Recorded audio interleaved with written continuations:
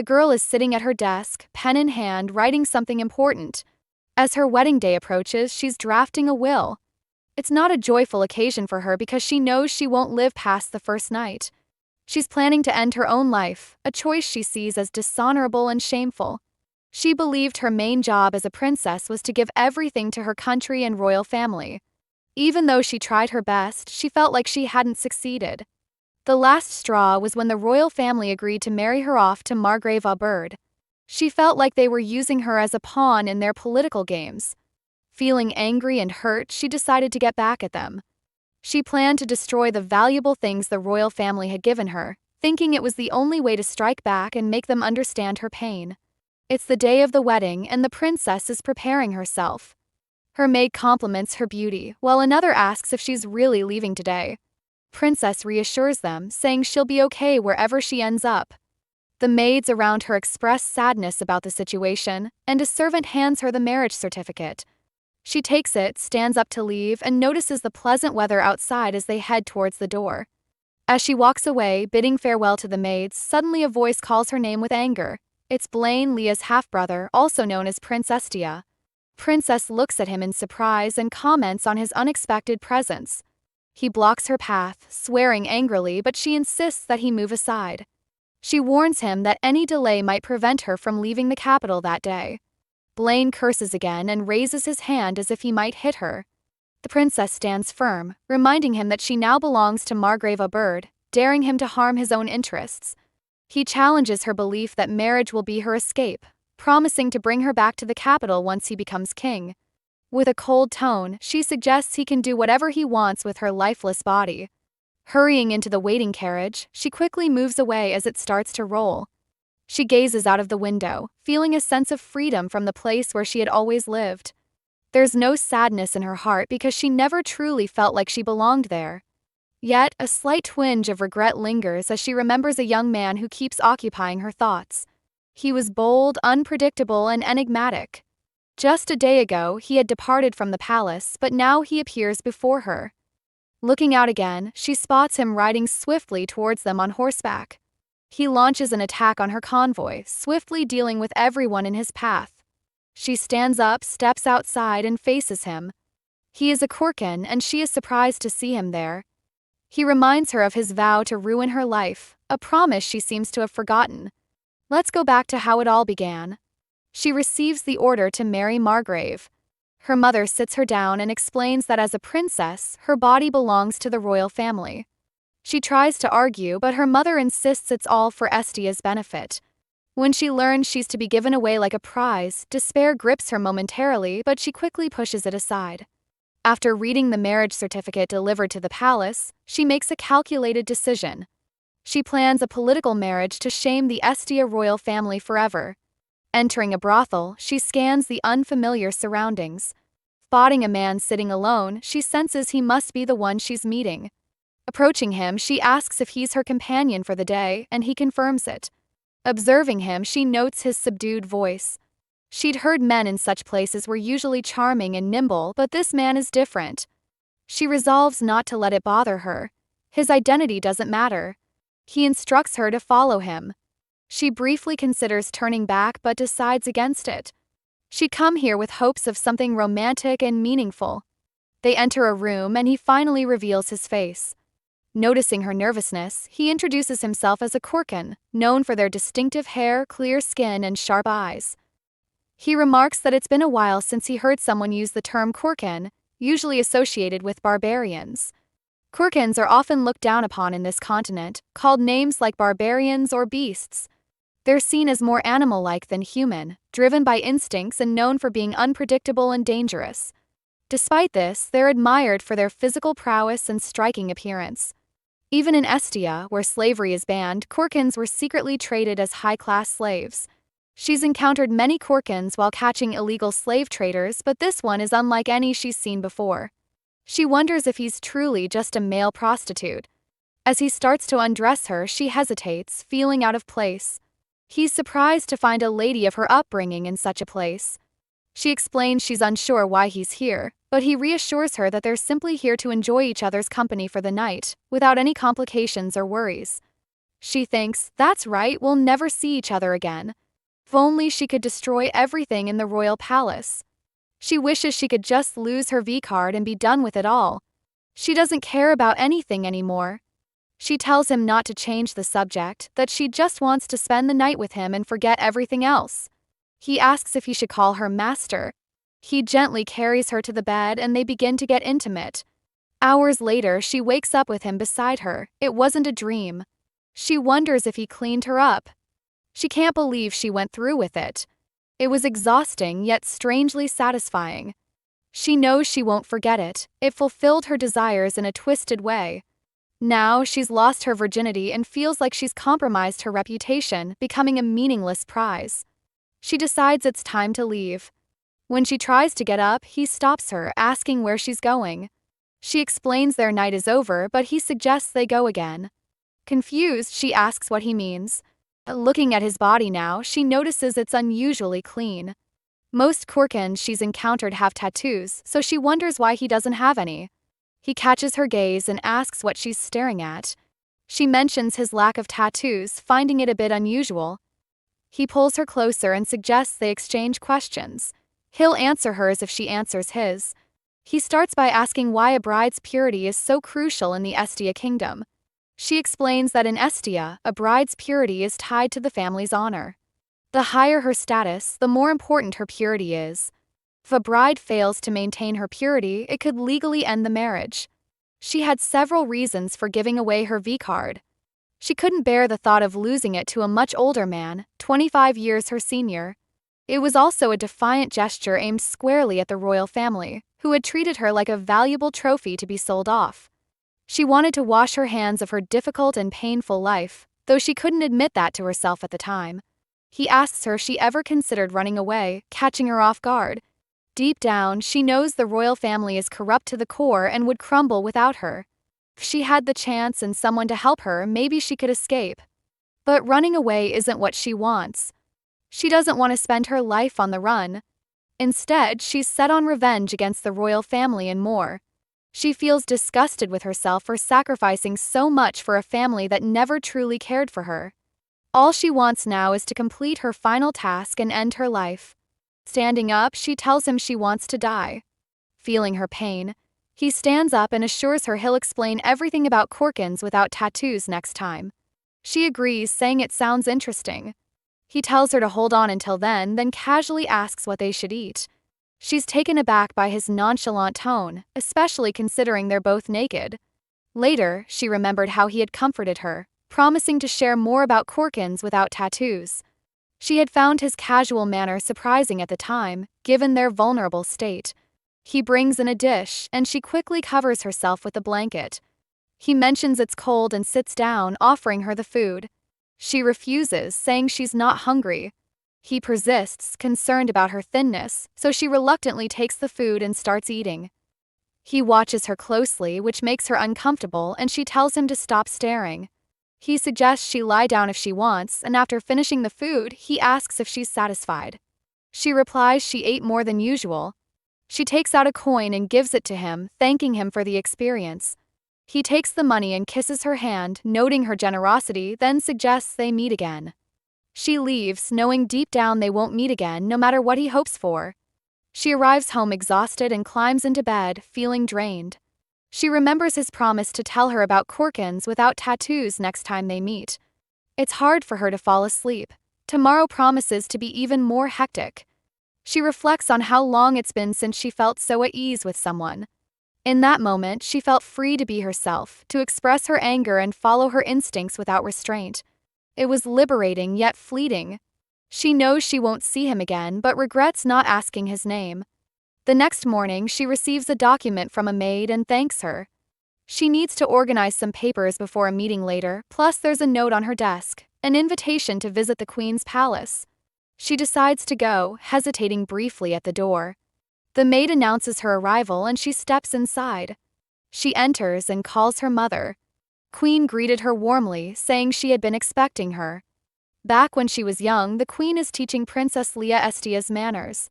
Little Leah tries to balance books on her head as the Queen instructs her to keep still and not appear frivolous. Queen emphasizes the importance of good posture and dignity, reminding Leah she's the princess of Estia. In a flashback, Princess Leah slips and the books tumble. She accidentally calls the queen Ms. Saradina. The queen gently corrects her, insisting she should call her mother. Back in the present, the princess sits at the table with the queen. There are gifts laid out, all sent by Margrave Oberde. The queen remarks on their value and Princess Leah eyes them skeptically. They look familiar, like ones she refused, and now they're sent straight to the queen's palace. Queen drapes a necklace around her neck, saying it suits her perfectly, almost like it was made just for her. She praises Margrave Oberde's taste. As they prepare to eat, the queen mentions Blaine couldn't join them, joking he's probably off hunting again. Leah reminds her of Blaine's promise to catch a fox for her. Queen acknowledges Blaine as someone who cares deeply for Leah, worrying it might make his future wife jealous. Leah takes a sip of her drink, feeling a twinge of indigestion. She recalls what the Kurkan said, that she's too thin like a withered tree branch. She wonders if she should eat more and reaches for a piece of food. Before she can taste it, the queen calls her out. Leah explains she was just curious about the flavor.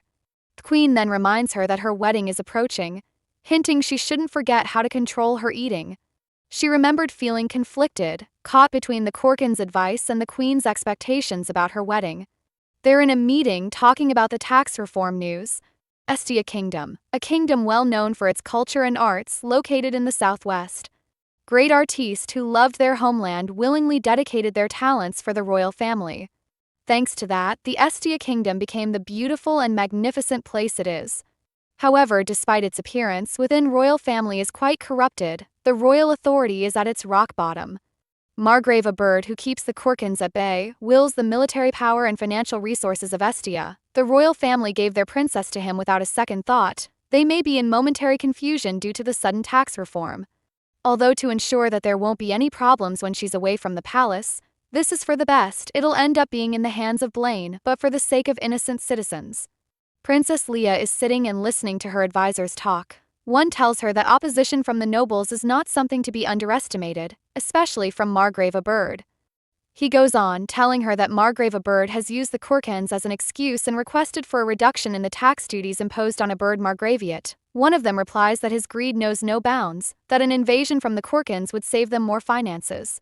The princess tells the man that they need to verify the necessity for tax reduction in Oberde's Margraviate and make a proper decision. He replies that he'll do it. Baroness Sinnel enters the room calling on the princess. The princess asked what happened and she said they just received a letter from the Kurkans. She reads it to her, saying that if Estia was willing to make peace with the Kurkans, they'll send envoys for a friendly settlement. It read that the king of Kurkan wishes FO visit Estia with his envoy. Kurkans are said to have the blood of beast running in them. Some even claim that they inhabited the continent long before history's first records. They live in groups and roam about the western desert, usually near bodies of water. Each tribe of the Kurkans represents the blood of a different beast running through their veins.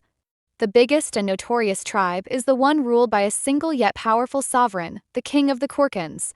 Many kings fear the threat posed by the Kurkans. As such, they were accused of being barbarians by the nobles. However, there was another reason for their contempt for the Kurkans: its predatory marriage. Kurkans value their partners greatly, so if one sets their eyes on someone as their partner, they'll do anything to take them along. In the past, the Kurkans have been subject to great criticism due to the nature of the predatory marriage.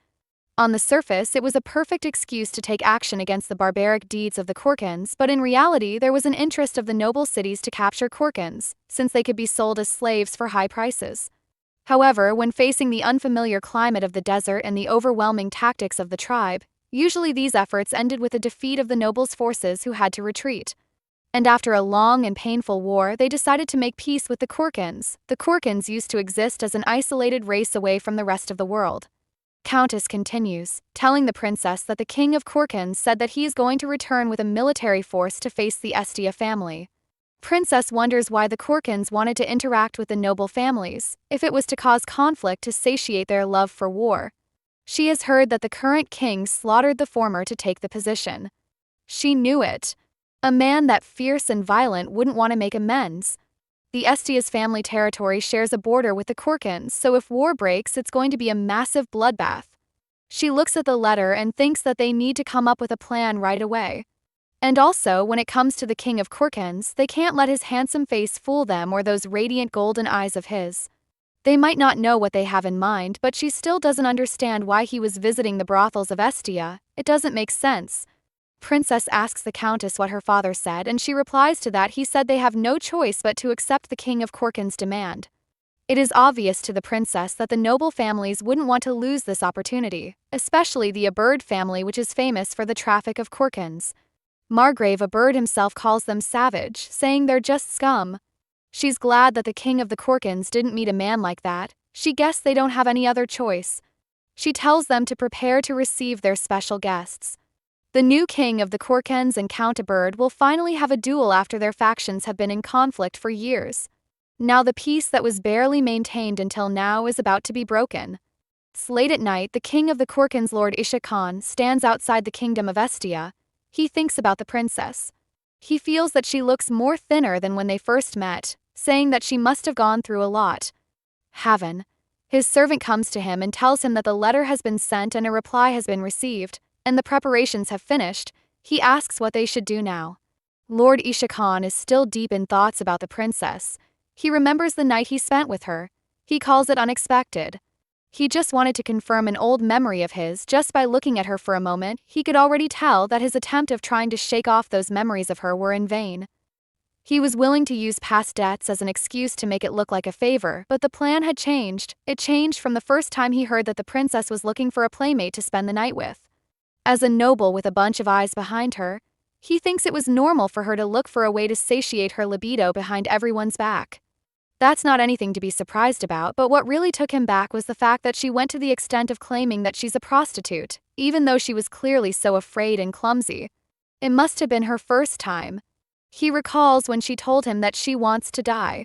His servant replies that she might not remember, that it happened a long time ago, and also the Isha Khan that she met back then has changed a lot. Isha Khan replies that that must be it, that first of all they should visit the princess. It's the day to receive the Kurkans. The maids are dressing the princess up in her chambers. They set out, saying that they have to go and continue with the preparations. The princess is deep in thought. Everyone is busy preparing the banquet to receive the Kurkans. It's been more chaos, more nobles than they expected will he attending too. She's sure it's because they want to see Count Oberde and the king of Kurkans meet. Count Oberde may be a long-time ally of their family, but they have to make peace with the Kurkans. If they can end the conflict, the crown Prince Blaine will be established. She overhears the maids whispering and asks them what they're discussing. One of them jokes about the king of Kurkans falling for her at first sight. Princess decides to leave the room, but she slips and almost falls. The maids rush to help her up. She realizes she hasn't eaten much today, but figures she can hold out until the banquet starts. She knows everything must go perfectly with no mistakes. To break their shackles, even if they're more than able to do so. They don't break the shackles because they feel comfortable wearing them, and not necessarily because of love or fear for their keeper. It's just because it has been tamed for too long. Even though they have the strength to break the shackles, they don't have the will for it. In their heads, it's just simply not possible to do it. Even after deciding to die like Leah, just like Leah was still afraid of the queen, the image of their captors haunt them constantly. She walks slowly to the palace. The king is sitting with the crown prince standing beside him. She greets the king by prostrating. She wants to finish this up quickly. The nobles are all there waiting patiently for the king of Kurkans. Finally, he comes with his convoy. The princess is surprised to see him. He introduces himself as Isha Khan. The princess looks on. As a prostitute, she gave away her virginity to the king of Kurkans. How did that happen? Did he approach her intentionally because he knew who she was? She wonders if he knew her identity right from the onset. The fact that she lost her virginity to him and that she told him that she wanted to die, she wonders what she's going to do if he decides to use that information to manipulate her. She concludes that for now, she should calm down. The king of the Kurkans looks at her. The crowd murmurs. They notice that he is looking at the princess, wondering if they know each other. One comments that they suit each other, another shuts the other one up, saying that he might cause the princess to go into a predatory marriage. King of Estia welcomes him to the kingdom. Isha Khan smiles and thanks the king for the reception. The princess looks at him. She can't believe how well Isha Khan is pretending to be happy here. The Kurkans and the Estia kingdom have been enemies for a long time. Could it be because of her? However, she thinks he sees her more as a weakness on the enemy's side, because of her dumb actions. She tells herself to stay calm, not to show that she's flustered. Isha Khan walks closer to her and she raises her hands towards him, introducing herself as Leah Duestia. Isha Khan kisses her hand, she's surprised. As Isha Khan kisses her hand, she's speechless. She wonders what to do at that point. King tells Isha Khan to enjoy the banquet that has been prepared for him. Isha Khan replies that he will. The princess turns and runs away from the hall, defying other people's call. She keeps on running until she got to a dark corner. She stops to catch her breath. She wonders why Isha Khan kept staring at her throughout the welcome ceremony. She thought they'd never meet again. She recalls him telling her that her payment is generous, offering to meet with her again. She's not happy, though she doesn't know what to do. The next day, she strolls through the palace grounds with her maid, trying to distract herself. She couldn't sleep at all last night. As they walk in the garden, she spots a moonflower and predicts when it will bloom. Suddenly, her gaze shifts and she notices someone by the pool. It's the king of Kurkan, smoking. A maid whispers to her that he's the Kurkan king, known for enjoying tobacco for its spiritual significance. She wonders if it smells as sweet as it's rumored to. The maids ask which way they should go just as Isha Khan looks up and sees her. She tells the maid they should leave, but Isha Khan swiftly stands up and grabs her hand, pulling her closer. He asks where she's headed, insisting they need to talk. The maids are shocked and tell him his behavior is rude. The princess squirms free and reminds him that in Estia, it's considered improper to touch a royal without permission. She politely asks him to respect Estia's customs while in the palace. He responds, questioning if he's made an error, explaining that hunting is natural for Kurkans and when someone turns away, it's instinct to pursue. She wonders if he sees her as prey. He then surprises her by requesting a tour of the palace. She hesitates, knowing that accepting could spark rumors by tomorrow, perhaps even tonight, that the king of Kurkans had set his sights on her. Despite this, she cautiously takes his hand, much to the astonishment of her maids. She instructs them to return indoors, explaining she must attend to her guest. As they stroll around, she guides them away from crowded areas. Curious, she asks him outright if he approached her knowing she was the princess of Estia. He counters with a question of his own, asking what she'd do if he admitted he did know her status. She asserts that she wants to understand his intentions, if he aims to exploit her vulnerability. He then suggests she call him by his name instead of addressing him formally as the king of the Kurkans. She finally calls him by his name and he responds positively to it. He mentions he'd like to receive similar casual treatment from her. She asks if he'll treat her like a proper princess, clarifying she'll show him respect as the king of the Kurkans. She suggests they leave their encounter in the brothel behind them. He wonders if she'd stay mad if he didn't agree, but she insists he's free to do as he pleases. He agrees to treat her like a princess in public but then unexpectedly makes a rude comment, calling her a dirty woman instead of a naive princess. She tells him to stop using such words if he expects her to act like a princess.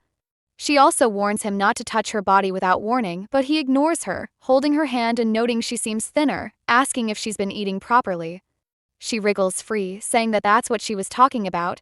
He calms her down, telling her that they are alone, so there's no reason for him to treat her like a princess. She tells him that he wants him to stay quiet about that day.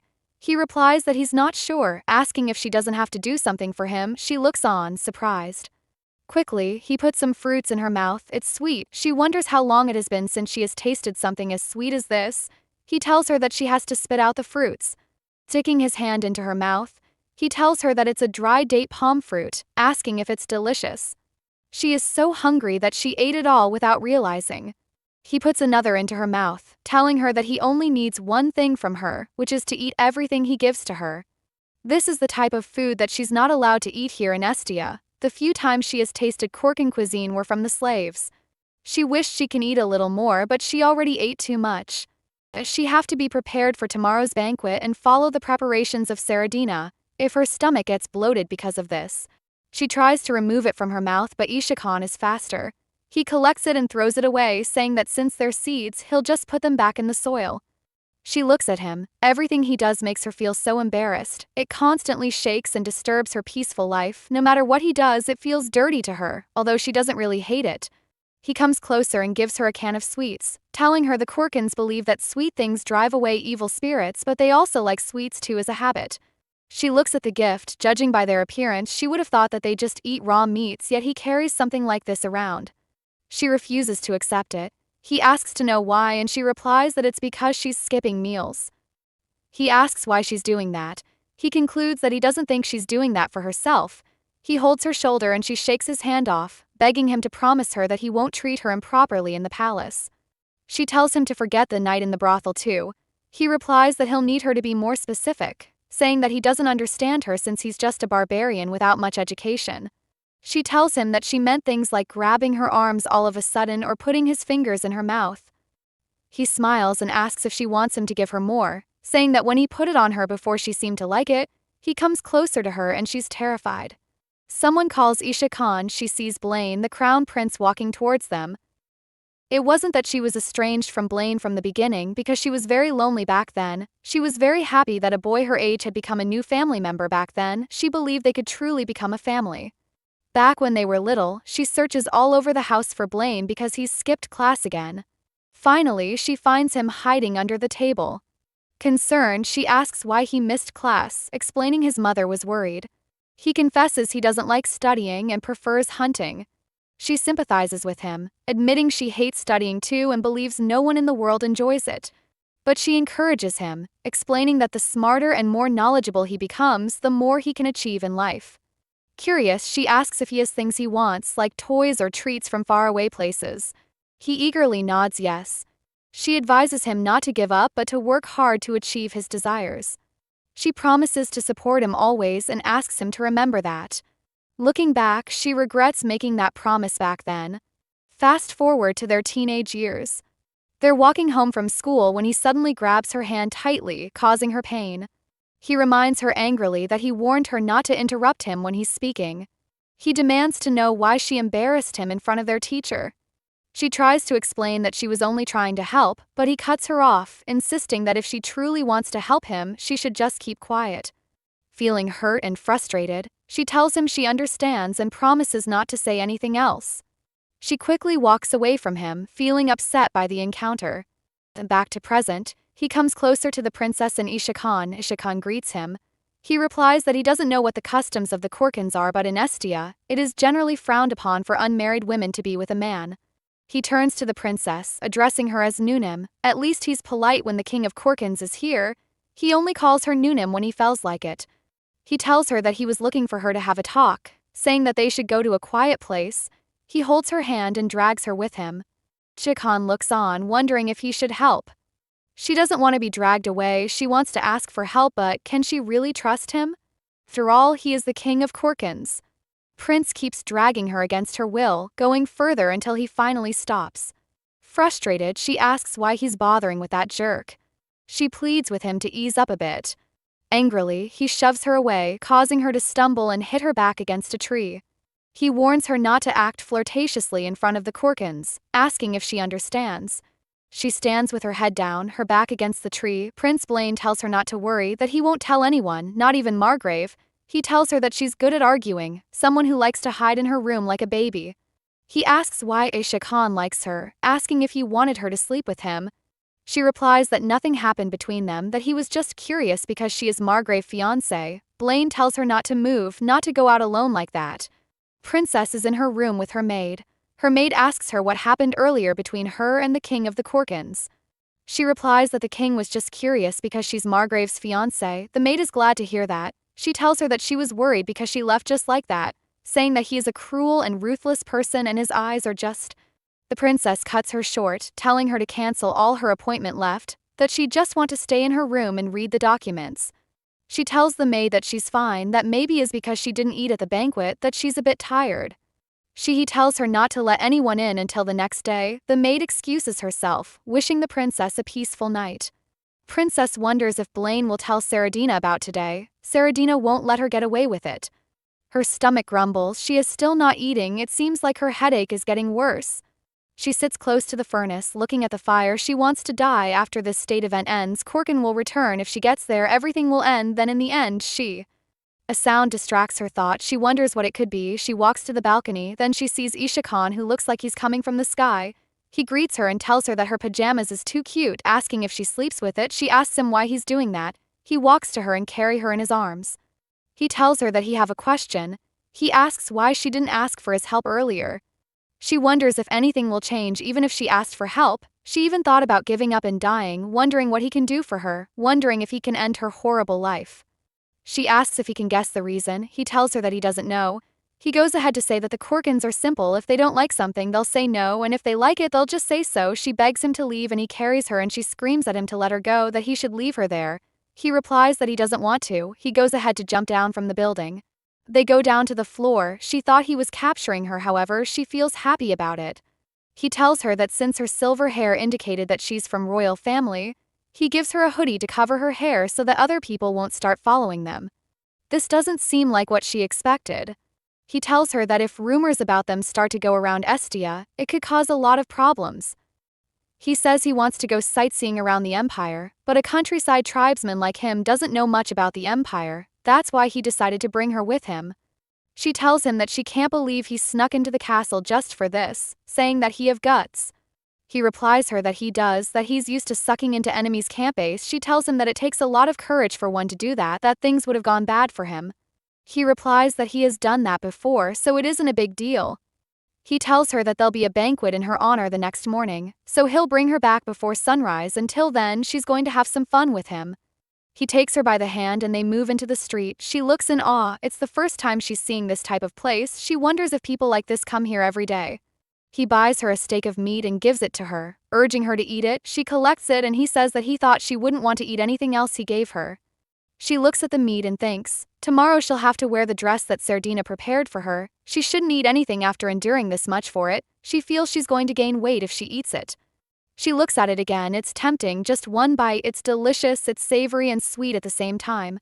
He asks her if the Estia family doesn't have any money. He says that just by selling one painting in the mansion will be enough to buy her food.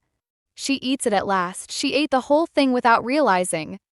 He looks at her concerned and she tells him not to look at her that way, that she has a dress to wear the following day. He touches her lips and tells her not to worry, that she'll fit in just fine, saying that she only ate one meat sewer, that it won't make any difference, it's going to be fine.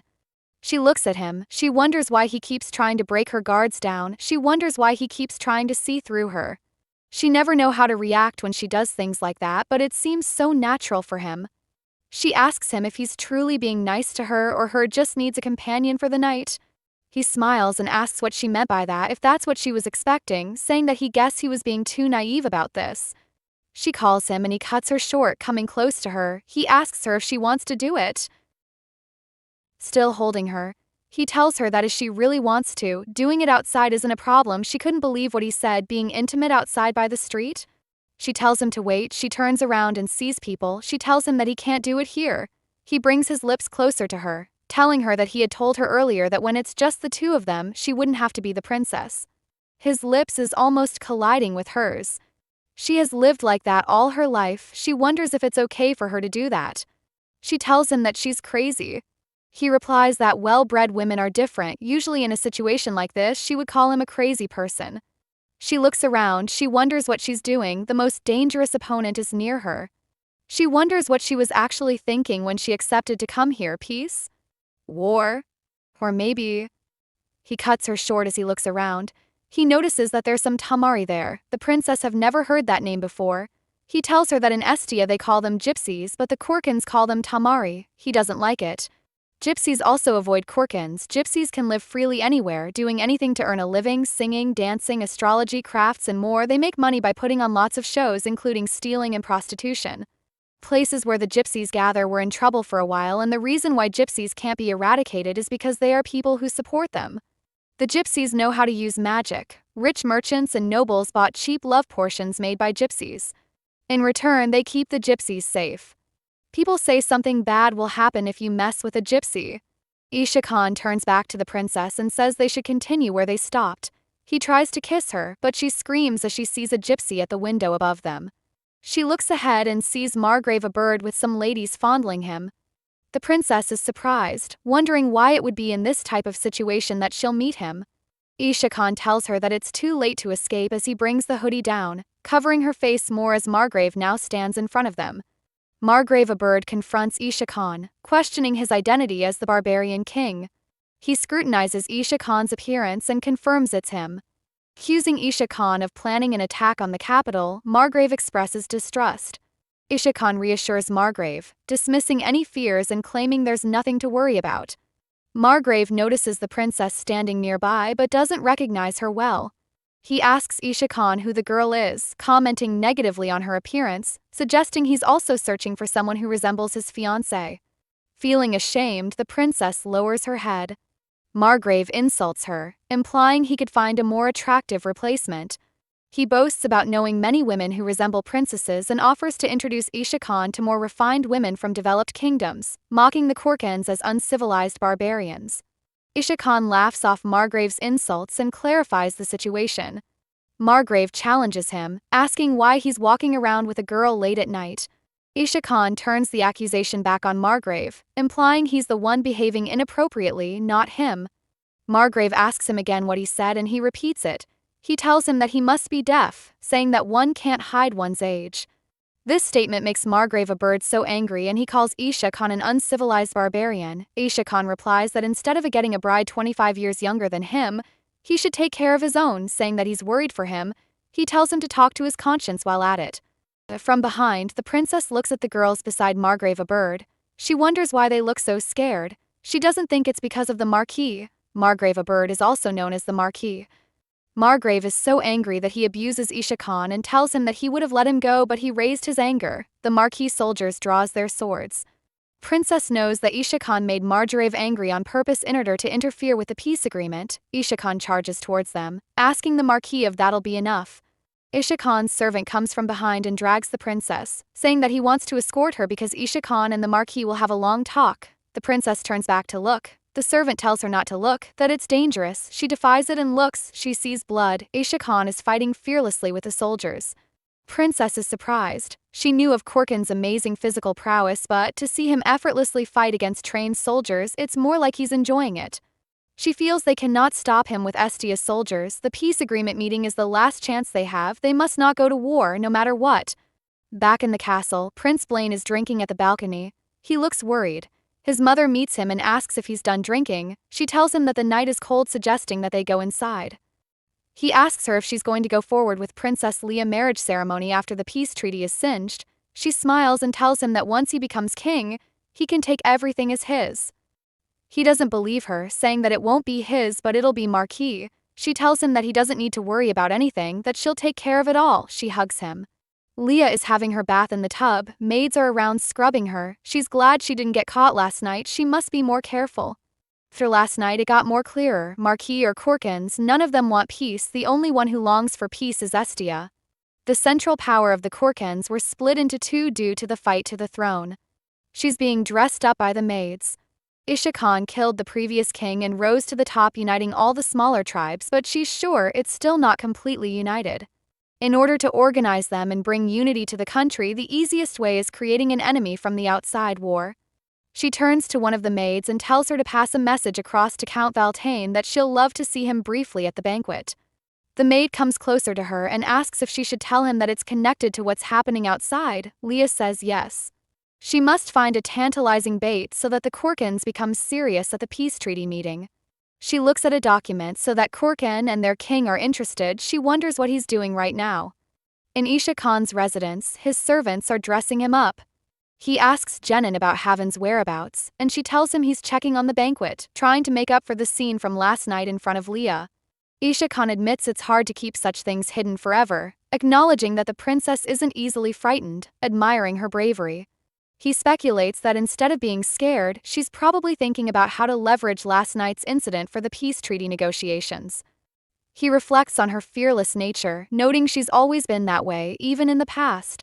He predicts she'll be the one to challenge them the most once the negotiations begin.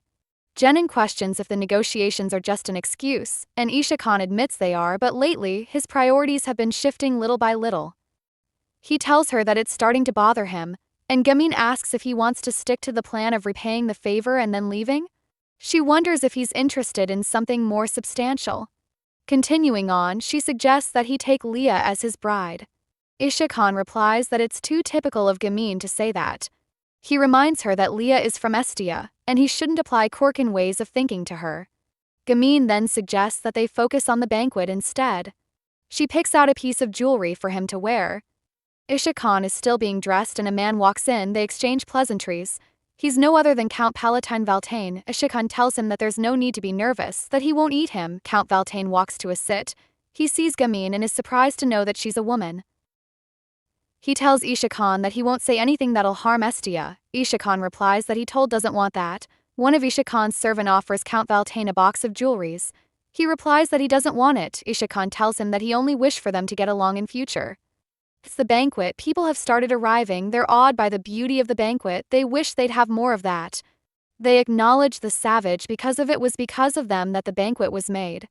Someone says that the king of Kurkans and Leah have been acting strange recently. Another replies that he's not sure, but he has heard rumors about them being together more often. They wonder if the king of Kurkans and Leah are having an affair, wondering what Margrave Oberde will do about that.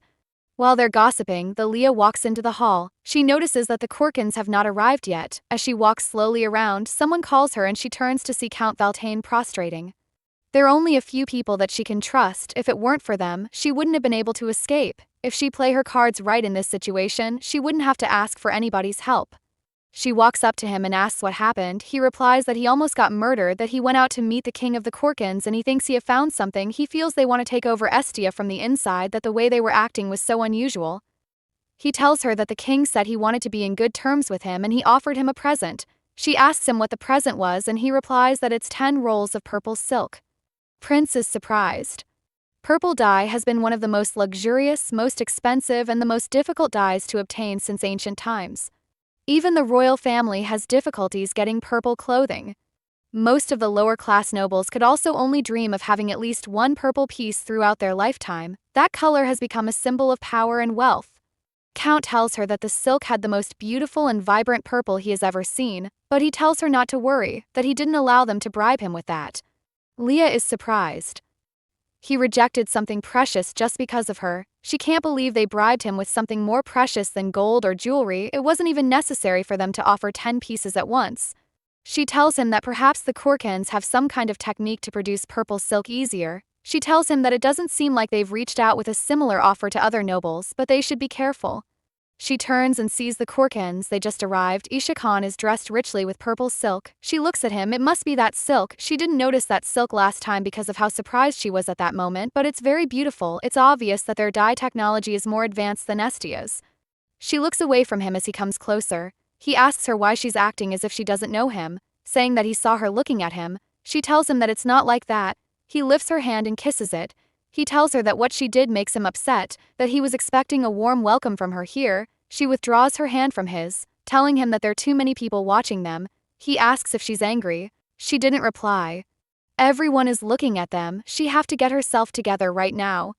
She tells him that they've already greeted each other, saying that she'll take her leave now. She walks away. The king walks in and is greeted by the people. The king greets them back, saying that he's happy to have them and he cheers to the prosperity and growth of Estia. Meanwhile, Leah is outside with the crown prince Blaine. The prince tells her that he had warned her about getting close to the savages. Wondering how someone as smart as her is finding it hard to understand, he asks if she wants to fall in love with one of them and sell off their kingdom. She replies that she didn't want to interact with them, but the king approached her and there was nothing she could do. She tells him that she didn't have any choice than to respond. They hear the voice of their father, urging the people inside to celebrate the welcoming party. Kurkans have been infiltrating Estia for some time now. If Estia wasn't able to keep peace with them and receive support from the Margrave, they wouldn't have stood a chance against an attack. Blaine should know about the pact with the Kurkans too, but he chooses to act as if he didn't. Well, it seems like she's the only one in this family that is worried about this. He begs her to let her allow her first dance of the night to be with him. She tells him that she wants to dance with her fiancé. He tells her not to be foolish, that she haven't looked at the Margrave once this whole time, that her only objective is to make him agree with the pact, that every other thing is useless.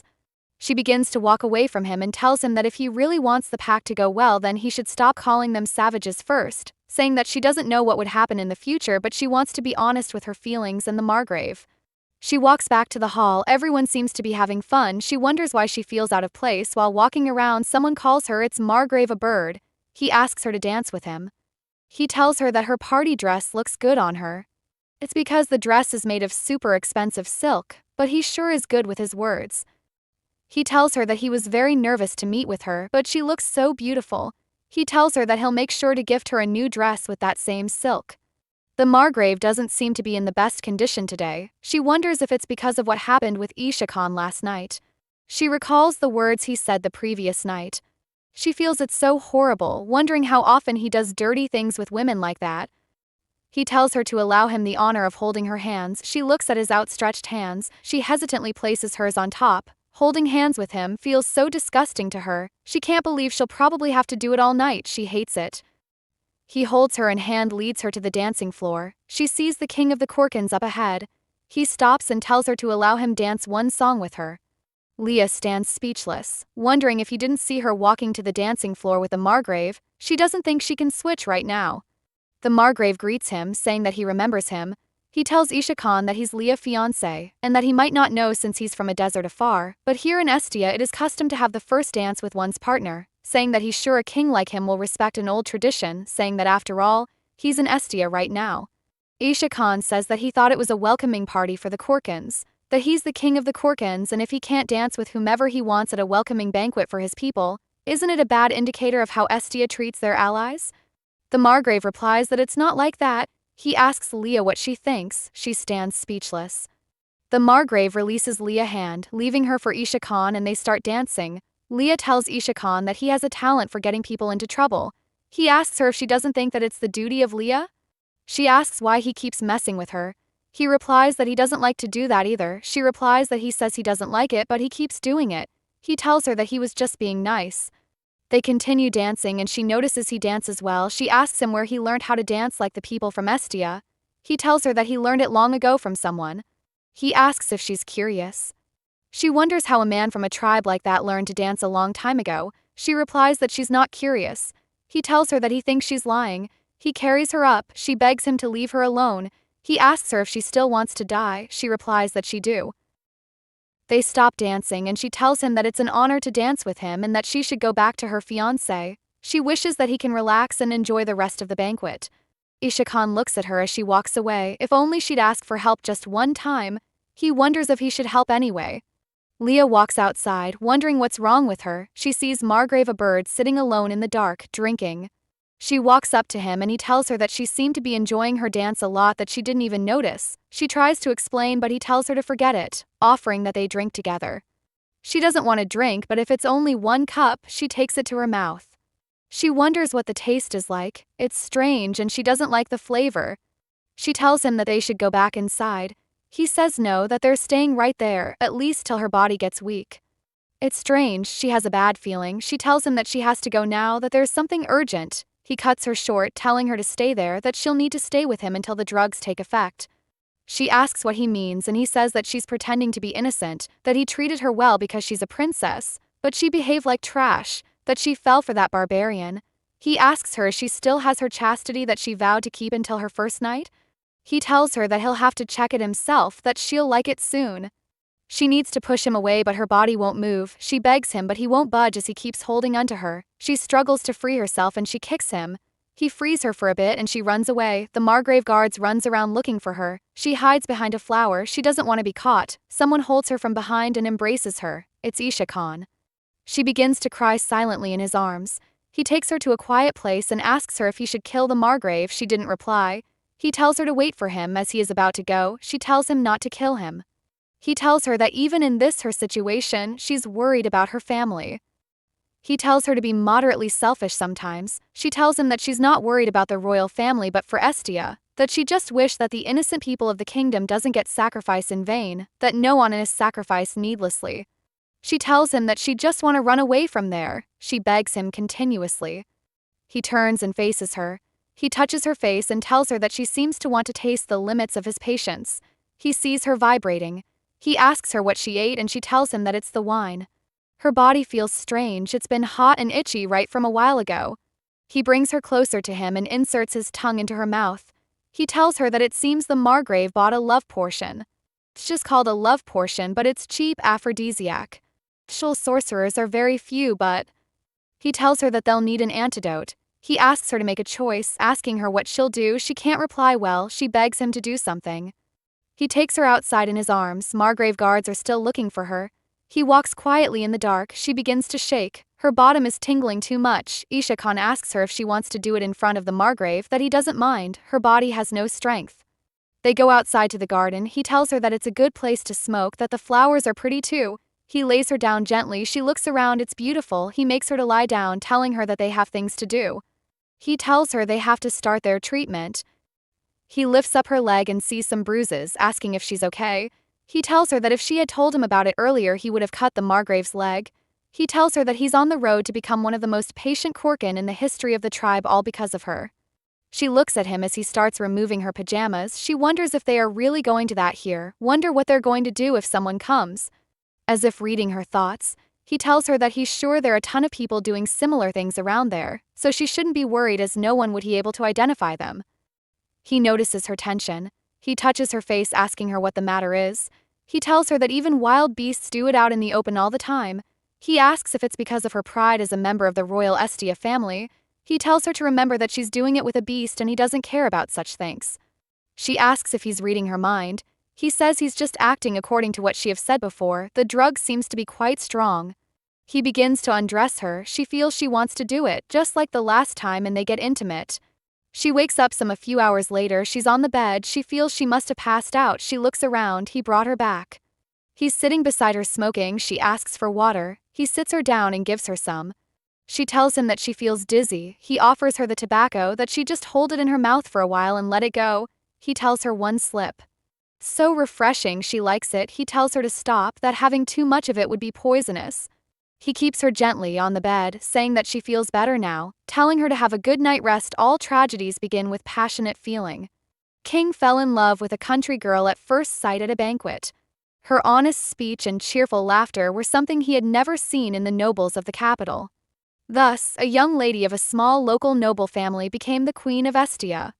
But without nobody supporting her, she withered away day by day, clinging only to the king's love. Culmination of her misfortune was the moment she gave birth to Leah. She finally gave birth to Leah after a difficult labor, but she was unable to have a son and became infertile. The king's love have also long cooled, and so she was driven out of the palace in a miserable state. This happened when Leah was only 3 years old. Small Leah runs to her mum crying. Her mum tells her to make sure to survive, never to go against Sardina, and she must also obey commands. No sooner had she said those words than she was found dead, her body cold and lifeless. The royal family announced that she had taken her own life, but no one believed it was suicide, except for one person. Sardina's entry into the royal palace was a riot, because she entered the palace with a young boy. She had been involved with the king since before the deposed queen. Leah's real mother was expelled. However, the voices criticizing her soon disappeared. This is because Sardina was backed a powerful family, and in the future by the king's favor and Blaine, who had been crowned crown prince. Even the ignorant praised Sardina as kind and virtuous, saying that to raise a princess who is not even her child with such sincerity. They didn't even know that she was abusing Leah with her cunning intentions hidden. Education, work and appearance, she was perfect in every way, she was like one of the many works of art in Estia. Sardina looks at Leah and tells her that she's the flower of Estia.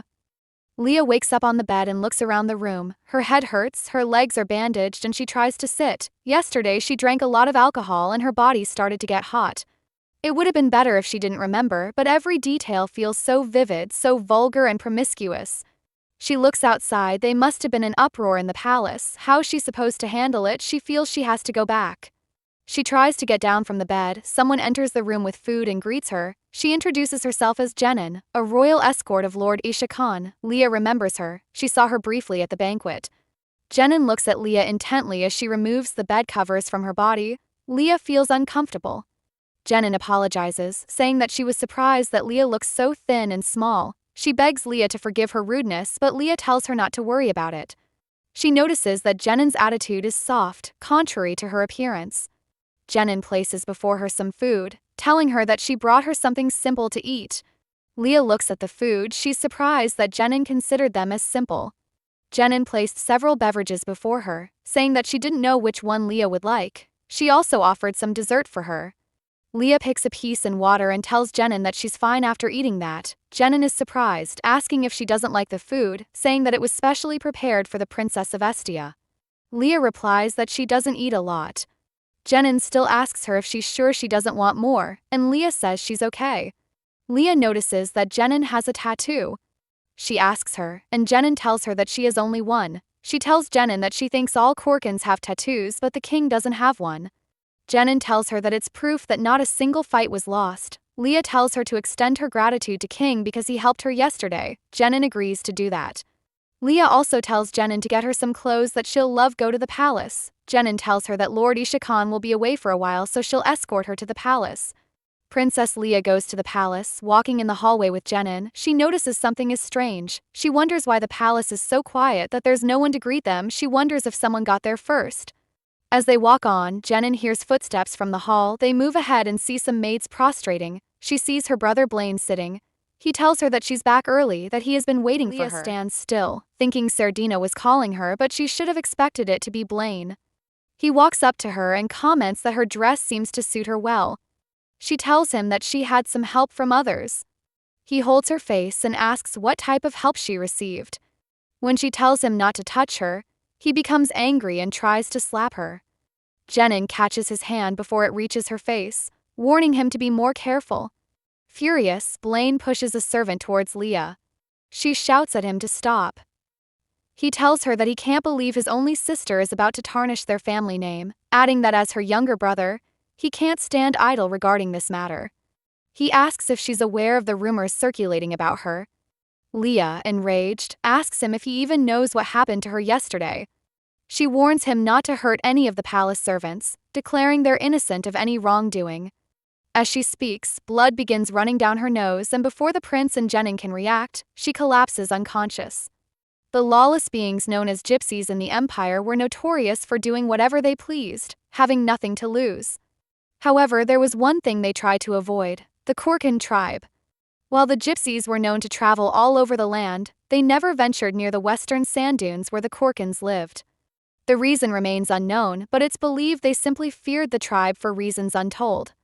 Lord Isha Khan stands outside with his servant, his hands blood-stained. His servant remarks that he went too far, but Isha Khan replies that it's just a small amount and he's more comfortable using his own hands, adding that it bothers him when jobs aren't done properly.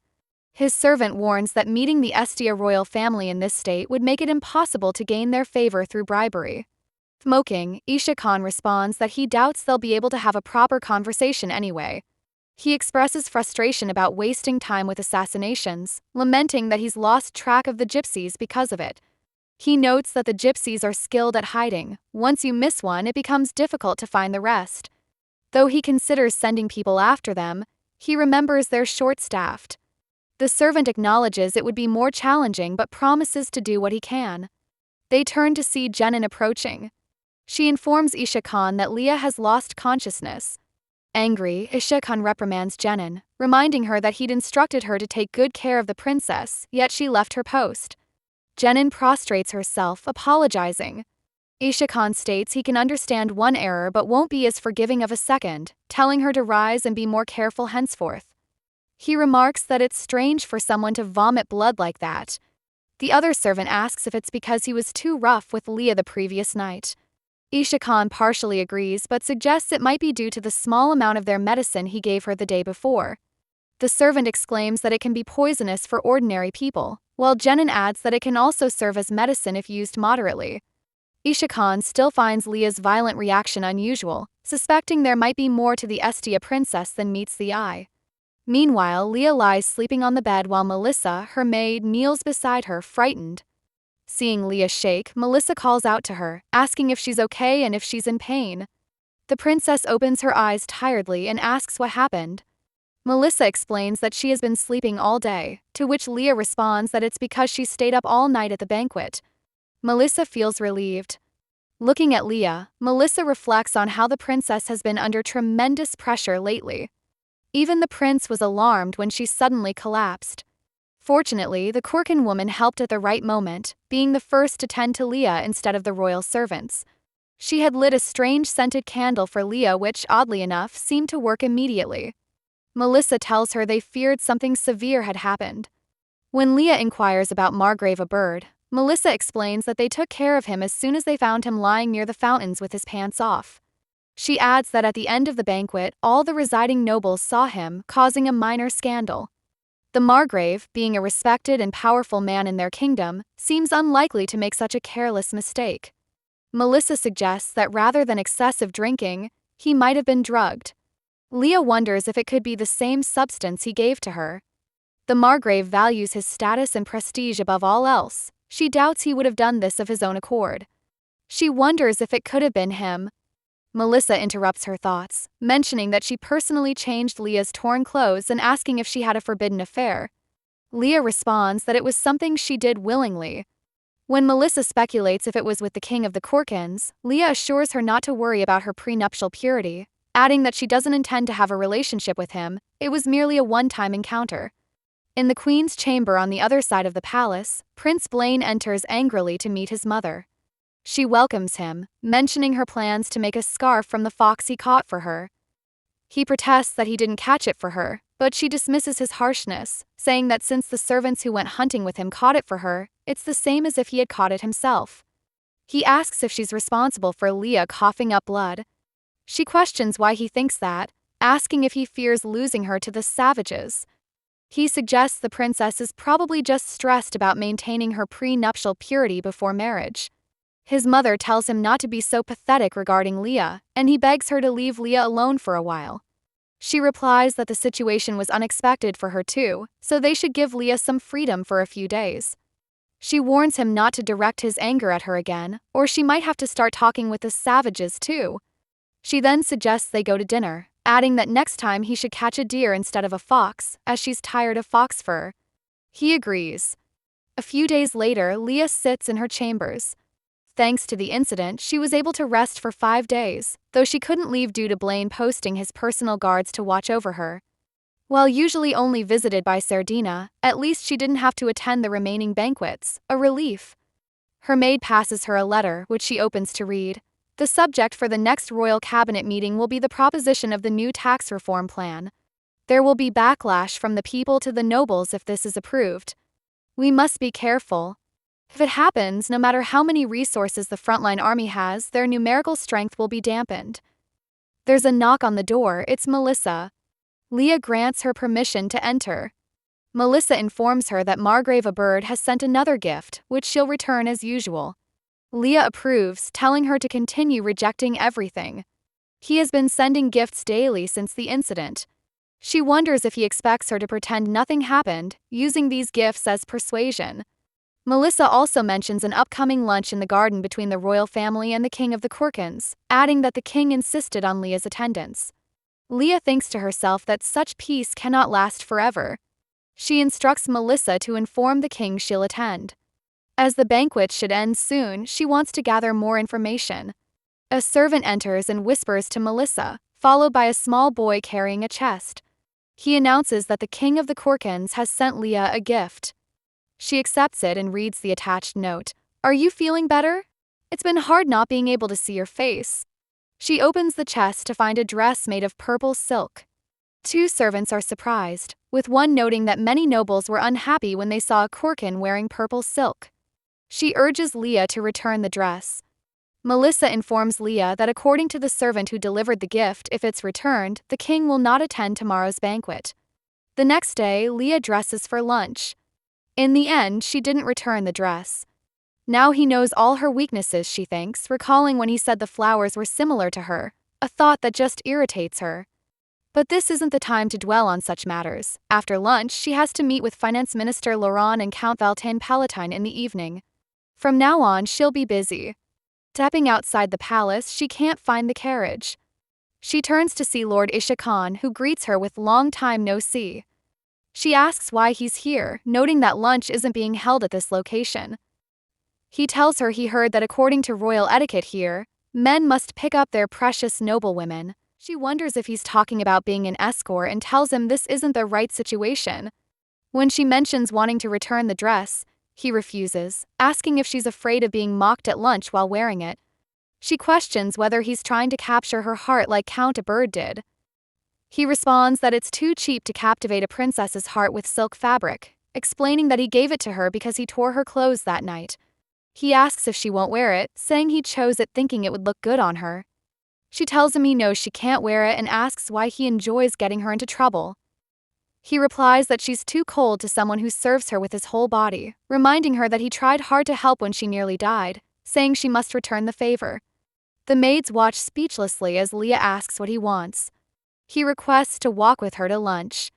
She looks at him hard before agreeing, walking ahead and telling him to follow. They begin walking, but she's moving too quickly, making him complain while she feels equally uncomfortable. He tells her he came out because of her, that it was very difficult to meet her even though she's not a trapped princess in a tower. He asks if he's right, but she refuses to respond. They continue in silence, with Leah enjoying the walk after being confined for so long. Looking at Isha Khan, she wonders if he planned this deliberately. He tells her she looks even more beautiful today. Finally reaching the queen's palace, she announces their arrival. At the door, a servant informs them that the queen awaits inside, and they proceed. Leah always feels uncomfortable in the queen's palace. For some reason, people always appear lethargic. It would have been more difficult if she hadn't come with Isha Khan. They enter, and the maid announces their presence. Leah is stunned to see the queen wearing her clothes. Queen turns and welcomes her.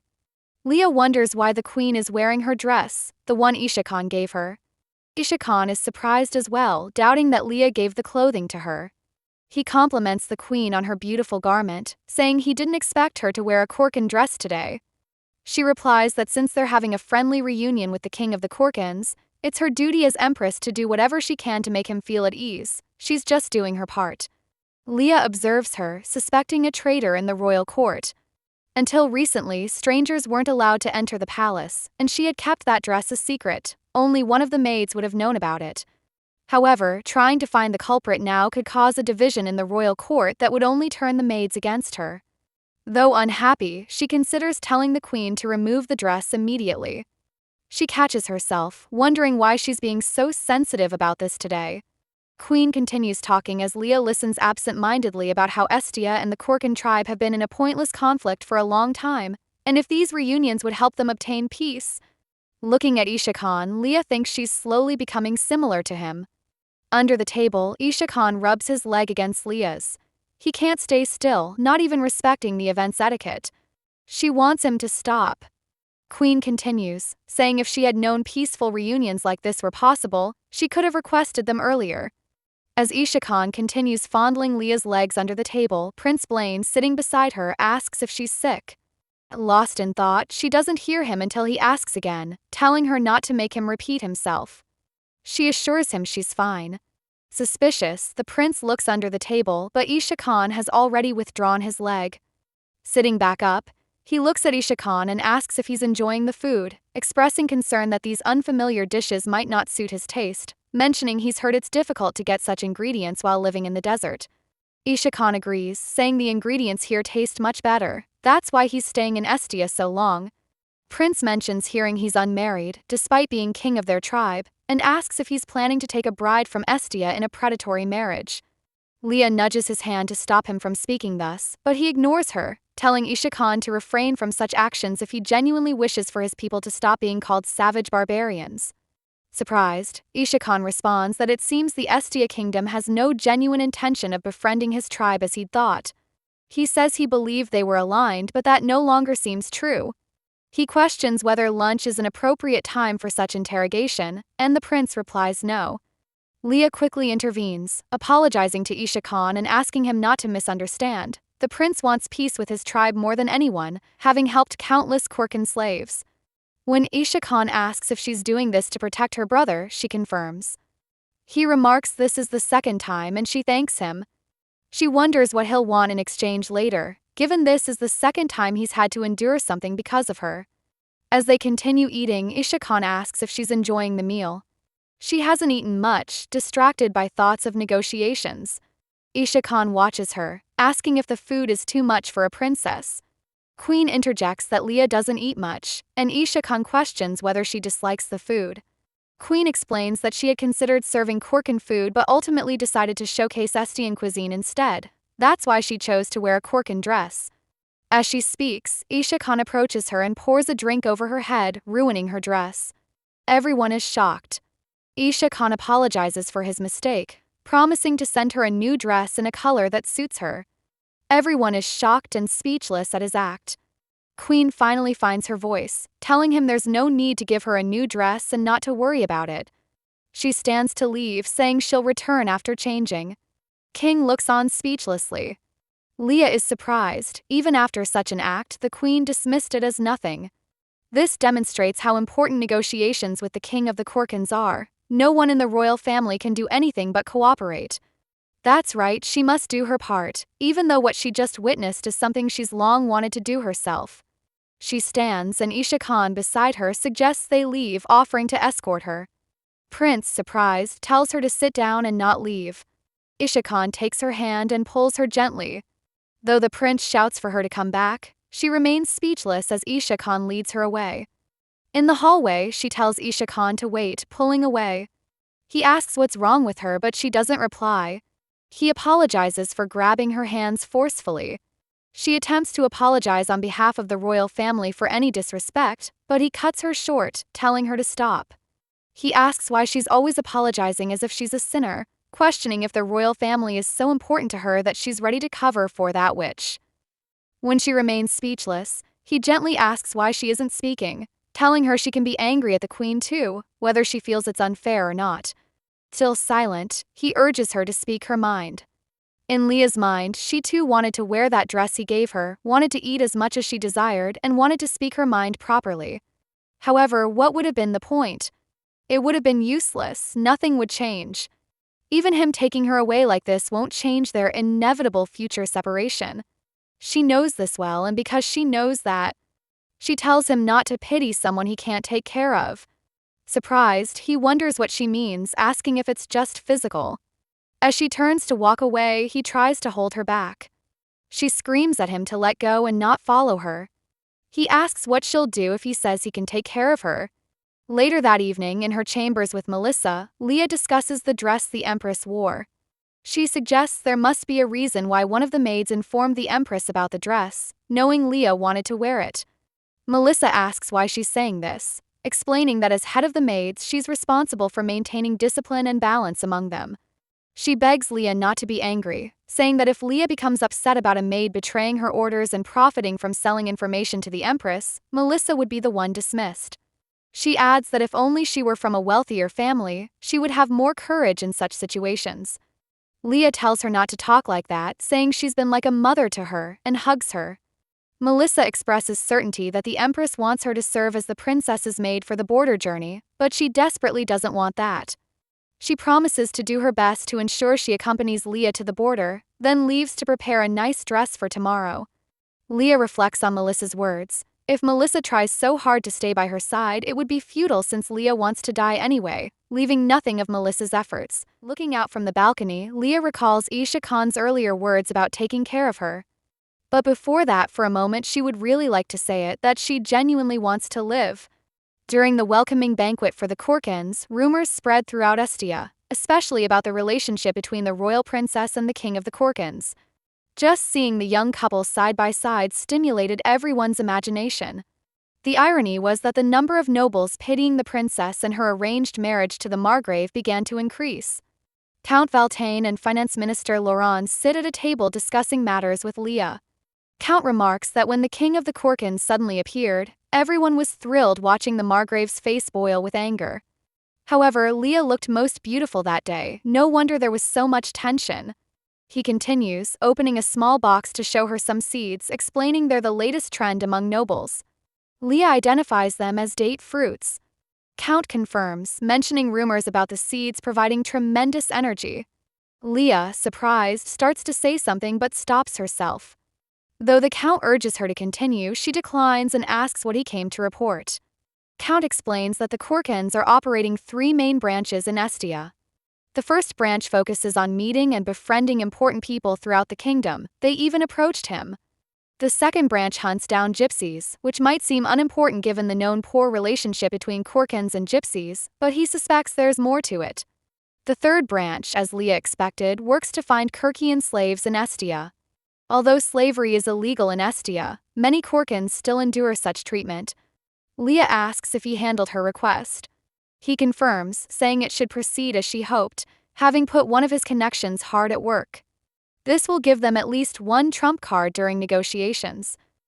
He warns they shouldn't lower their guard on such a complex issue, especially after recent events, saying that just because there's no war now doesn't mean. Leah interrupts, saying she'll try her best to make it work, that she can't abandon the negotiations, they're Estia's last chance for peace. Because of this, she questions the Empress's plan to marry her to the Margrave. Even if they marry, how would they lead a severely weakened country? She hasn't slept lately, wondering if the Emperor truly believes the prince can handle all this, concluding the situation is difficult for the prince too. Count Valtaine responds that he doesn't understand how the Emperor, known for having the cunning of a snake, could be so blind to his son's capabilities. He adds that if the Empress proceeds with her plan to send Leah to the border, she'll surely regret it and try to recall her, but by then it could be too late, with no guarantees even if the Empress begs. Leah interrupts, expressing her desire to see these Kurkan slaves herself. At night, a carriage moves along as two figures silently pursue it. They overtake it, it's the Kurkans. Carriage is captured and those resisting are killed. Only the driver remains. Carriage was supposed to contain Kurkan slaves. Isha Khan, present at the scene, nearly kills the driver before one of his servants stops him, saying there are no more slaves. Isha Khan, frustrated, realizes their information wasn't accurate enough. He questions the driver about who has the slaves. The driver reveals another slaver bought and left with the Kurkan slaves. One of the Kurkans begs Isha Khan to spare the driver's life, noting he was just a driver and his injuries are punishment enough. Isha Khan struggles to control his anger. This marks the third time. They've finished locating Kurkan slaves owned by nobles and wealthy merchants. However, the slaves they try to rescue always vanish just before they act. The newly captured slaves disappear when rescue attempts are made. He tells Haven, his servant, that someone is moving one step ahead of them, adding it's not Haven's fault since he's been focused on chasing gypsies. It's no one's mistake. The other side simply operates more efficiently. Haven suggests they should try catching those responsible first, saying there must be someone in charge of the operations.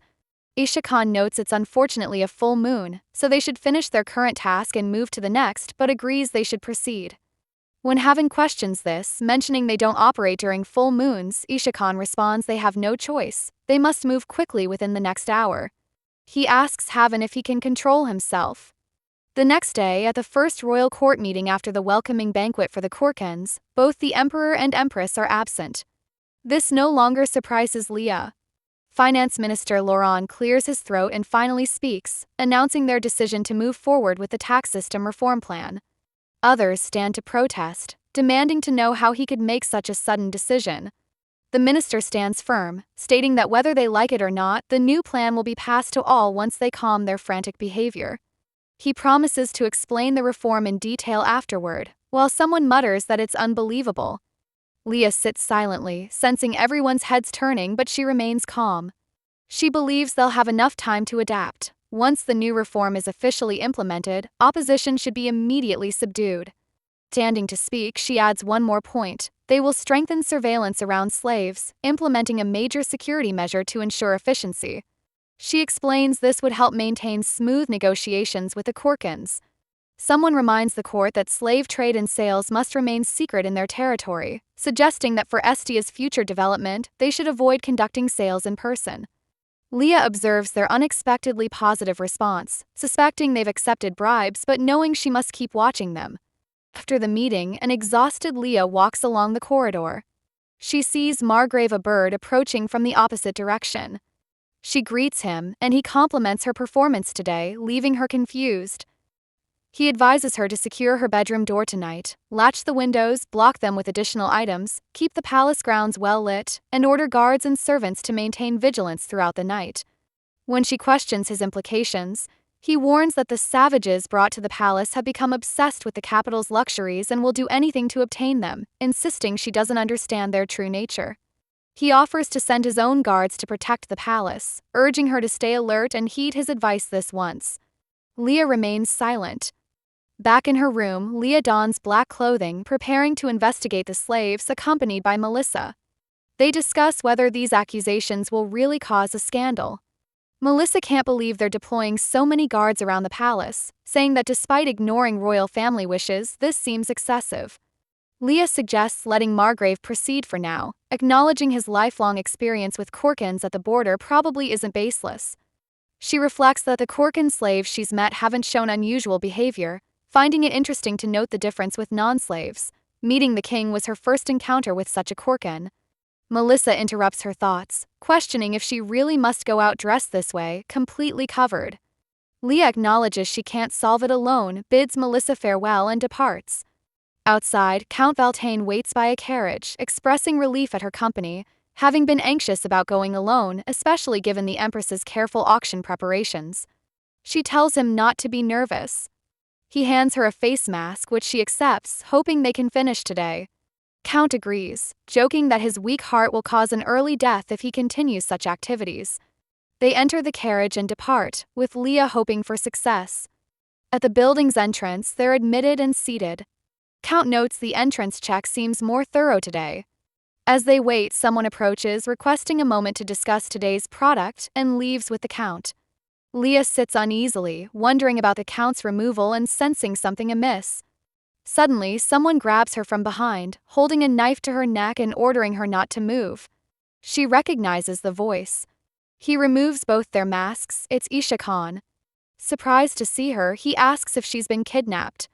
When she reveals she owns the place, he demands a better explanation, noting it's a Kurkan slave trading floor. He sits, pulling her onto his lap, apologizing for his earlier behavior and warning that today he can't control himself. Lord Isha Khan takes her hand to his face, trying to calm her. He assures her he's not that type of person and apologizes for startling her, adding that he has many questions. Primarily, he notes the Estia royal family shouldn't be involved in slave trading. Strategically, they should have severed ties with such business during negotiations, using bribes to maintain appearances and mercenaries for slave-related duties. When he asks about her trading partners, she explains she has limited information about her customers, who all conceal their identities, it being a secret facility for trading and smuggling slaves out of the country. He realizes this explains why even the slaves couldn't provide proper names, making it appear as if powerful nobles were behind it. She confirms this, adding that while it's been long since she personally hosted a major slave auction, this operation involves cooperation with others. When asked about trading Kurkan slaves, she explains she deals only with the sick and elderly, lacking funds for young, healthy ones, assuring him of their safety. He questions if this was her family's intended bargaining chip, revealing they've been trailing a clever slave trader who turned out to be her. He muses about how the Estia family maintained stability all these years. Leah remains silent, realizing the Kurkans hadn't expected a royal family member's involvement. She expresses surprise at his presence, questioning how he entered. He redirects the conversation to his previous offer, noting she fled without answering. Embracing her tightly, he suggests she should live more relaxed instead of focusing on negotiations, proposing they run away together. As he kisses her neck, she questions his actions. He suggests asking her body instead, placing his finger in her mouth as she moans. When he mentions the full moon, she finds his persistence strange. Others enter, Havan, Jenin, and Count Valtaine, shocked at the scene. Havan quickly separates Isha Khan, chiding him for losing control. When Leah mentions Isha Khan's full moon comment to Jenin, Jenin explains that for Kurkans, full moons signify their heat cycle.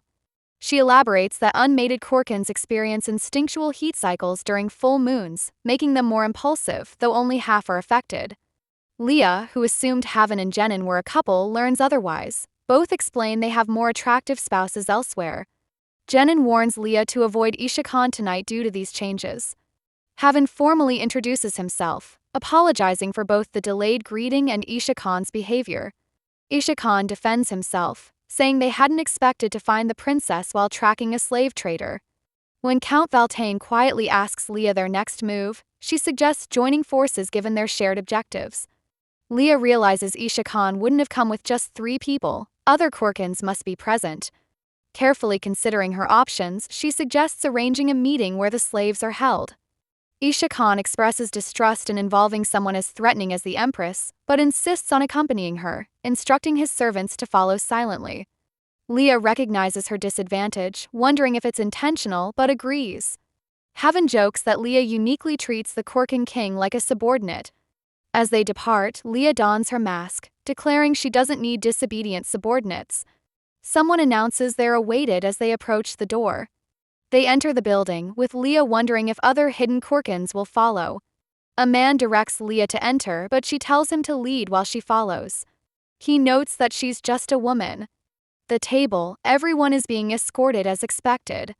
Leah recognizes the most influential slave trader present. She must be careful not to show any weakness that might make him suspicious. She sits, with Isha Khan standing guard behind her. Welcoming everyone, she expresses her pleasure at their attendance. They're surprised to hear a woman's voice, never having known the organizer's gender. The most influential trader comments on her sweet voice, wondering if her face matches its beauty. He notes that younger slaves are currently the best sellers, given noble lady's recent trend of acquiring them, suggesting it makes sense that the organizer is young. Another questions if she's really a woman, suggesting she might be a decoy for the real organizers. Leah strikes a glass for silence. She expresses disappointment that her gender seems more important than business, questioning whether money shouldn't be their only concern. She suggests that if she's the only one present for business, perhaps today's meeting was a mistake. The influential man attempts to calm her, explaining their comments stemmed from surprise at discovering such a young, small woman had invited them all, insisting their reaction is understandable. Though finding it a weak excuse, Leah accepts their apologies. The man suggests they should get along as they'll be seeing each other for a long time. To show good faith, he offers entertainment, clapping to summon dancing Kurkan slave girls and inviting everyone to choose their favorite. This signals things are proceeding well, with Leah having successfully calmed the room. Plan is on track. A young Kurkan girl approaches Leah, commenting on her nervousness. Leah remains silent. Kurkan girl offers Leah a drink, noting it would be difficult to consume while masked. Leah's continued silence prompts the girl to kneel and express concern about her lack of response. As Leah studies the girl's face, she reflects on how adult Kurkan warriors' resistance to capture led traders to target young Kurkans, subjecting them to abusive education to prevent future rebellion. These slaves command high prices, with Estia becoming the main hub for Kurkan slave trading. Leah regrets her previous inaction, seeing parallels between herself and the enslaved Kurkans. The girl expresses curiosity about Leah's masked face, reaching for her hand. Leah rejects her, suspecting she's been ordered to intoxicate and charm her. Leah promises to save her, though the girl dismisses it as a joke. When Leah asks if she can run, the girl confirms she can. Leah observes that despite abuse, this aspect of Kurkan nature persists, unlike her own. Leah announces her wish to inspect the Kurkan slaves before payment. The most influential member offers to personally escort her. They proceed to dark cages containing the slaves. The man brags about female Kurkan slaves' high value, presenting one to demonstrate his product's quality. As he urges Leah to remove her mask, Isha Khan appears and kills him mid-sentence.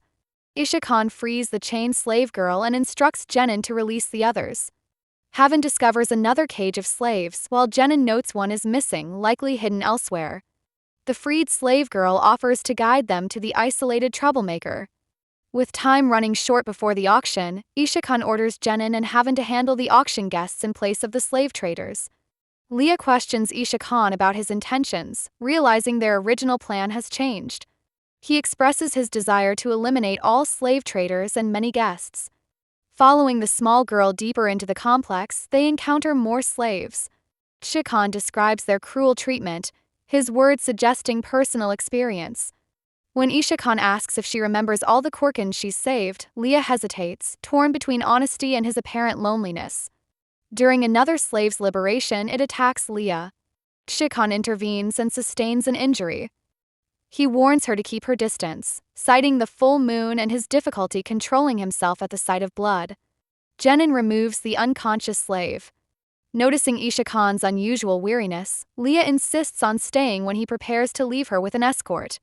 She acknowledges the implications, expressing her desire to repay his previous help despite the risks. Isha Khan smiles, caressing her face while questioning her intentions. She's overwhelmed with desire, longing for his touch and to lose herself in the moment. Despite his dismissal, she insists on tending his wound first. When she struggles to tear fabric from her clothes, Isha Khan easily assists. As she bandages him, he pulls her closer, noting her sweet scent. His kisses cause her to fumble with the bandage. After confirming his pain and finishing the bandaging, he suggests she attend to other areas, guiding her hands. Their intimacy intensifies as she takes the lead. During their passionate encounter, she pleads for him to stop, overwhelmed, but he persists, reminding her of her offer to help. She cries as he remains determined to continue. Later, she expresses pregnancy concerns, which he dismisses. His fervor continues unabated, leaving her wondering about its duration. He asks her to endure longer. Afterward, in the house, Leah lies unconscious. Jenin notes her tear-stained face, questioning Isha Khan's care. Havan discusses pregnancy possibilities, noting the absence of proper ceremony but criticizes Isha Khan's excessive behavior. Isha Khan dismisses them, prioritizing Leah's rest. The next morning, Leah awakens to find Kurkan writing on the table, remembering Isha Khan holding it earlier. He enters with a simple breakfast, encouraging her to eat heartily after their night together. She notices the abundance of Kurkan cuisine. After eating lightly, she declines his offer of stamina-restoring fruit, wary of its effects on him. During their conversation, he reassures her about Count Valtain's safety and apologizes for frightening her. Addressing her pregnancy concerns, he explains that conception requires specific ceremonial preparations. When she inquires about the previous night's events, he reveals his wolf-like heritage within the Kurkan blood of beasts lineage, explaining that his behavior mimics animal mating rituals without full transformation. Leah's curiosity about the Kurkans grows. She learns they're more human-like than commonly believed, though known for their beast blood. With continental people often dismissing them as savages, little is understood about their history and culture. Her interest extends beyond negotiations. She wants to learn more about both his tribe and him personally. Rising, he comments on yesterday's chaos and the challenge she faces in rectifying the situation. She explains her plan to use this opportunity to end the auctions. While some slaves died, no high-ranking nobles were harmed, as they typically send representatives. She acknowledges this practice violated rules but felt powerless to protest. Isha Khan notes that while this might damage the Kurkans' public image, the nobles should recognize their role in these consequences. He adds that negotiations with the Kurkans must continue. Moving closer, he mentions a recent discovery that kept him awake with excitement. When she inquires, he reveals that the Empress was a gypsy. The slave's disappearance from the auction becomes a major topic of discussion across the continent, not just in Estia. The largest supply being cut off causes Kurkan slave prices to rise dramatically. Eventually, Leah must halt her organized slave auctions and redirect the funds elsewhere. With most influential slave traders who enriched nobles now dead, their activities should diminish temporarily. Though people like Margrave Oberde are likely to protest, business cannot continue as usual. Unlike his predecessor who ignored slavery, Isha Khan demonstrates greater responsibility toward his people. Leah wonders if he would have even considered negotiations had they owned Kurkan slaves previously. Outside, maids argue over who gave the princess's dress to the empress. Meanwhile, Leah soaks in her bathtub, contemplating Isha Khan's revelation about the empress being a gypsy. When she had asked for details, he promised more information at their next meeting. Walking down the hallway with Melissa, Leah considers the implications. This knowledge could destabilize the entire Estian royal family and challenge Blaine's right to the throne. She needs more information from Isha Khan to fully understand the situation. Melissa, following quietly, expresses concern about Leah meeting Isha Khan again, worried about his intentions. When Leah invites Melissa to accompany her, she's delighted, pledging vigilance and urging Leah to share her burdens rather than suffering alone. Touched by Melissa's sincerity, Leah recalls her childhood self as a sleepless little girl, with Melissa offering help. Young Leah, writing at a table, had insisted on managing alone, feeling compelled to be perfect.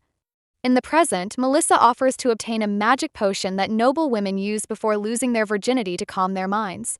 Leah remains silent, deciding against worrying Melissa and noting internally that the potion is unnecessary. She expects to die after everything concludes, making escape pointless. They arrive at Margrave Oberde's house, surprising him with their visit. Leah announces her desire to speak with him. The next day, negotiations begin with 3 representatives from each side, Estia and the Kurkan committee. Neither brought guards, unusual for the Estian nobles though expected of the Kurkans. Before beginning, Isha Khan requests a private conversation with Leah. Despite resistance, the emperor silences objections. Isha Khan expresses admiration for Leah and his honor in speaking directly with her. After polite exchanges, Leah presents Estia's proposals. First, returning all 30 Kurkan slaves rescued by the royal family. Second, lending western territories to the Kurkans indefinitely, including crop profits. Understanding the Kurkans' warlike nature, Leah knows these conditions alone might not prevent conflict. She reveals her trump card, her engagement to Margrave Oberde and his potential claim to the throne.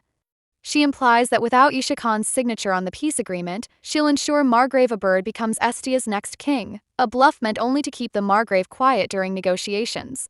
Isha Khan's easy agreement arouses Leah's suspicion. He counters with his own demand, taking Estia's princess as his bride to strengthen internation bonds. The Estian side immediately objects. Isha Khan suggests pausing negotiations to reconsider this proposal, and Leah agrees. Later, while pacing in her room and considering how to question Isha Khan about Sardina, Leah bumps into him, waiting for her. They walk together to the Room of Glory, a place that frustrates Leah despite its grand name. There, Isha Khan initiates an intimate conversation, discussing her breakfast and suggesting she sit on his lap due to limited seating. As they sit closely, he kisses her and compliments her appearance. Though uncomfortable, Leah remembers a promise made to him. Offering her a cookie, Isha Khan reminds Leah of her promise to accept anything he gives. She reluctantly eats it, finding it delicious but conflicted about her growing hunger for both the food and Isha Khan. After finishing, Leah finally asks how he discovered the Empress's gypsy identity. Isha Khan responds by drawing her closer and kissing her again, telling her it's acceptable to indulge more. Isha Khan continues kissing Leah passionately until she interrupts, insisting they discuss the Empress. He explains that he discovered the truth using Kurkan tribe magic. When Leah inquires about its nature and similarity to gypsy practices, he confirms that both groups share this trait, despite being bitter rivals. He mentions the Kurkans' ongoing pursuit of gypsies, suggesting deeper reasons beyond their ancient blood ties. He recalls recognizing Leah at lunch but remains silent due to other preoccupations. Isha Khan suggests that, like the Empress's hidden agenda regarding Margrave Oberde's marriage, he too has concealed plans. When Leah remains silent, he expresses his confusion about her actions. Contemplating how he would have acted in her position, Isha Khan declares he would have seized any chance to break free and seek revenge without hesitation. He emphasizes his strength and determination, contrasting them with Leah's apparent resignation. Her choices perplex him, particularly her unwillingness to fight back or escape. Leah confesses her exhaustion and desire to give up, but explains she can't end her life irresponsibly. She feels obligated to protect her loved ones in Estia, wanting to ensure the peace agreement's success as her final act of service. Admitting her words place him in a difficult position, Isha Khan acknowledges his desire to honor the agreement.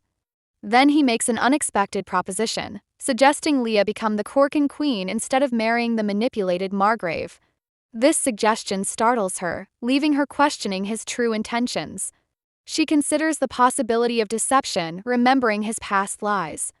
Yet part of her desperately wants to believe him, despite logical reasons for doubt. Isha Khan acknowledges the plan's challenges and questions Leah about her desires after signing the peace agreement. Finding herself speechless, Leah struggles to respond as Isha Khan presses further, asking if she still wishes to die or truly believes that's her destined path. His unwavering determination has disrupted all her carefully laid plans, leaving her conflicted. Despite knowing she shouldn't, Leah feels compelled to express her true feelings. She realizes she doesn't want her life to end this way. Against her better judgment, she admits her desire to live. Enjoying the story so far? Comment below for part 3. Also, don't forget to like, share, and subscribe. Until next time, ciao.